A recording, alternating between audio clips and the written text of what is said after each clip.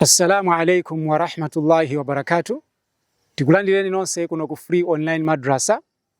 Mu programu imene tikutambasulira nazo kudza al-i'tikaf. Ndipo tili kuno ndi kumapeto kwa zokambirana zathu. Ndikukhulupirira kuti nonse mwakhala mukutsatira mwachidwi. Ndipo kufikira pano mwamvetsetsa bwino lomwe za i'tikaf.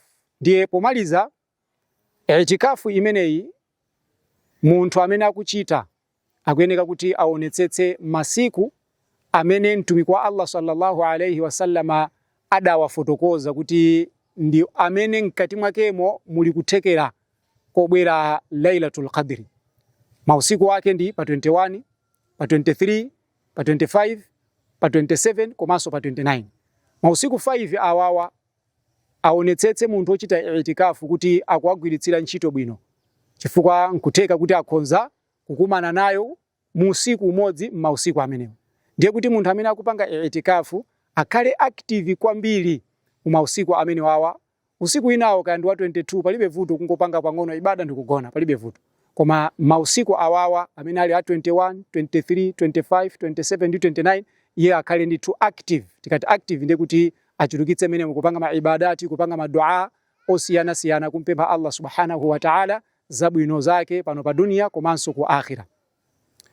Ndipo zili zofunikira kwambiri kuti pamene munthu akupanga i'tikafu iyeyu apewe zinthu zina zimene zimatha kumuchepetsera malipiro munthu, monga ngati kucheza pa foni.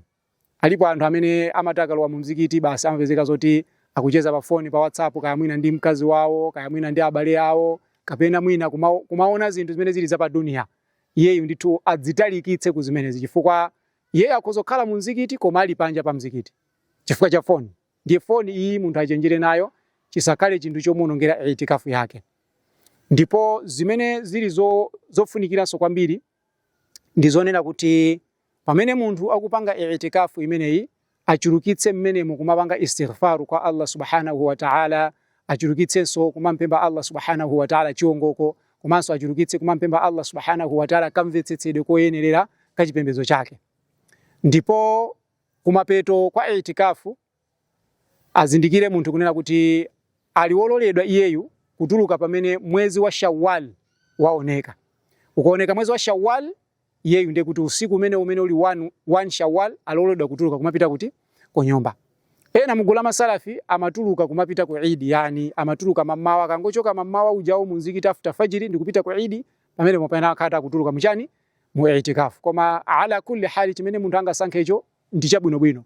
Kaya sankha kutuluka madzulo amene mwezi wa Shawwal waoneka, kapena kugona muzikiti momwemo ndikudzatuluka mamawa ake popita ku Eid ndikungonyamukiratu. Zimenezo zili ndi iyeyo. Koma chachikulu nchonena kuti asatuluke iyeyu mwachitsanzo pa 29. Kapena ngati mwezi sunaoneke pa 29 ndiye pa 30. Basi pa 30 paja ndikunyamuka yoja ndikumapita ku nyumba kwake. Dzuwa lisanalowe pamene poneti i'tikafu yake yaonongeka. Kuiononga i'tikafu kumapetopeto kwenikweni. Ndiye apewe zimenezi munthu amene akuchita i'tikafu. Timpemphe Allah subhanahu wa ta'ala kuti atipange kukhala mugulu lawo amene atagwiritsire ntchito bwino masiku 10 omalizirawa ngati achitaniya kuti apange i'tikafu. Ndipo timpemphe Allah subhanahu wa ta'ala kuti kwa awo amene mwina anali ndi chikhumbokhumbo choti apange nawo i'tikafu awafewetsere kuti mwina ulendo wina ngati adzakhale nsoni moyo inshallah adzapange nawo i'tikafu.